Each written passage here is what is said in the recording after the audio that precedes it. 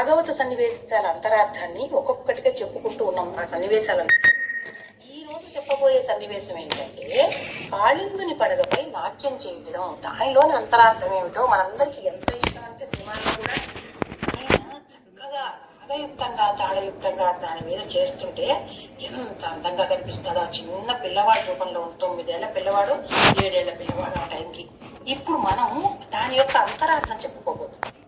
కాళిందుడు అనే పెద్ద పాము గోవులను గోపాలను చంపడం, వారిని మడుగులోకి లాగేయడం చేస్తుంటే ఆ శ్రీకృష్ణుడు ఆ పెద్ద పామును శిక్షించడమే కాదు, దాని పడగపై నాట్యం చేసి దాని గర్వాన్ని కూడా అణిచాడు. అప్పటి నుండి ఆ సర్పం వల్ల ఎవరికి ఏ బాధ గాని ఏ ఇబ్బంది కూడా లేకుండా చేశాడు. దీనిని బట్టి ఈ సృష్టిలో దుష్టులు శిక్షింపబడతారని, అల్పులు బలహీనులు రక్షింపబడతారని మనం తెలుసుకోవాలి. అదే ఈ సన్నివేశంలోని సందేశం.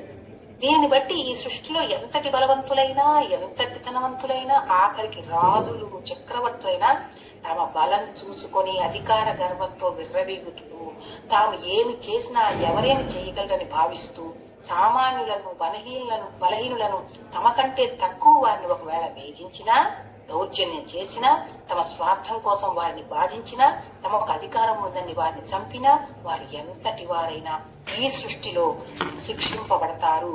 వారి గర్వం అణచబడి కోరలు తీసిన పాములా చేయబడతారని, వారు కఠినంగా శిక్షింపబడతారు. ఎందుకంటే కర్మ విధానం అలాగే ఉంటుంది. ఎవడు ఏ కర్మ చేస్తాడో దానికి తగ్గ ఫలితం అనుభవించక తప్పదు. ఎంతటి వారైనా చివరకు మట్టి కరవవలసిందేనని ఈ సన్నివేశం యొక్క సందేశం.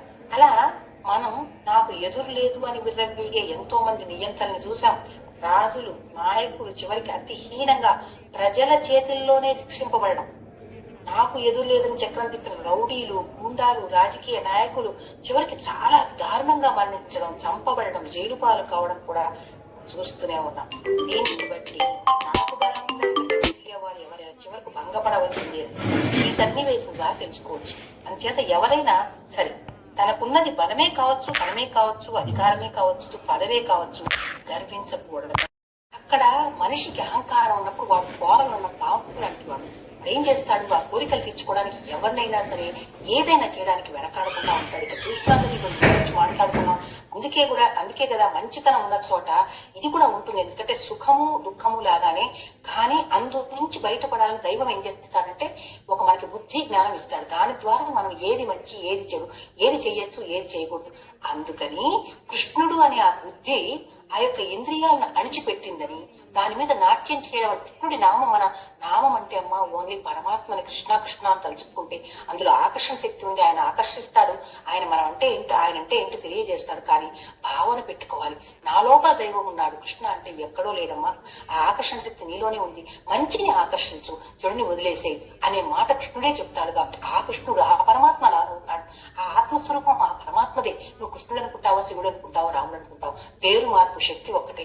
కాబట్టి నీలో ఆ ఇంద్రియాలను ఆయన వైపు తిప్పితే ఆయన చూపిస్తున్నాడు, ఆయన చేయిస్తున్నాడు, నాదేముంది అన్న ఆ విర్రవీగతను తగ్గించుకుంటే ఆ మాటతో మన బలాలు మనకి ఇటువైపు పెరిగి మనం చెయ్యడంలో బలం, మనం ఎవరికన్నా సంతోషంగా మాట్లాడడంలో బలం, వాళ్ళని మన ఆనందము వాళ్ళ ఆనందాన్ని కూడా మనం కోరుకుంటాం అన్నమాట. కాబట్టి ఈ పరమాత్మ చెప్పిన ప్రతిదీ కూడా అంతరార్థంలో ఇంతటి పరమార్థం దాగి ఉన్నందుకు, ఆ పరమాత్మ అంతరార్థాన్ని మనకు తెలియజేస్తున్నందుకు మనం అంతా కూడా ఒకసారి భగవంతుడికి ఓం శ్రీ కృష్ణం వందే జగద్గురు అనుకుంటూ ఆయనకి నమస్కారం చేసుకుందాం.